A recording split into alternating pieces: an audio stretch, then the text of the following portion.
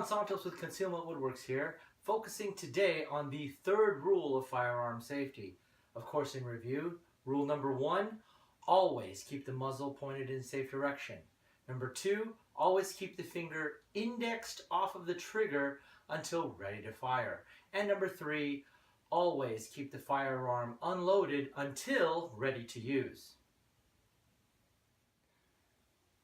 So anytime we come into contact with a firearm, we're always going to follow the 3 rules of firearm safety. So, muzzle is pointed in a safe direction, finger is nowhere near the trigger, and I'm going to check to see that it is in fact unloaded, because at this point it is not ready to use. So on a lever action firearm like this, of course we flip the lever open and check inside the chamber and ensure there is no round in there. For a semi-automatic pistol like this Glock, of course we want to clear the firearm, dropping the magazine, and locking the slide to the rear to make sure we can inspect the chamber.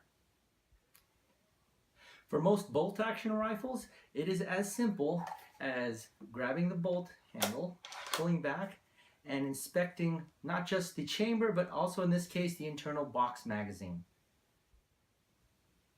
When it comes to AR style rifles like this one, we of course want to drop the magazine here, magazine release button, and depressing the bolt catch here, pull back on the charging handle and making sure that there is not a round in the chamber. For a lot of situations in which we relinquish control over a firearm, we want to make sure that the person who picks it up next is clear that this firearm is in fact unloaded. So if we lie it down on a table, we want to make sure that we try to leave the action open with the ejection side up so that someone from a distance without even touching the firearm can look inside and say, okay, that firearm does not have a round in the chamber.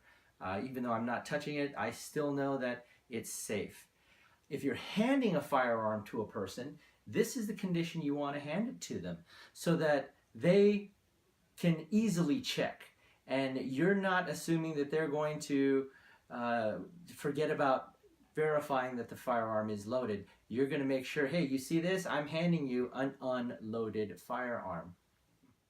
So let's talk about the 2 major conditions of a firearm. The first one, of course, for safety is that of being unloaded. So this particular pistol here, in this configuration, will not go bang. It'll go click, but it won't go bang. This is the way we generally want to store our firearms inside of a safe. Now the second condition is that of being ready to use. Now, of course, that involves being loaded. I am not loaded in this setup.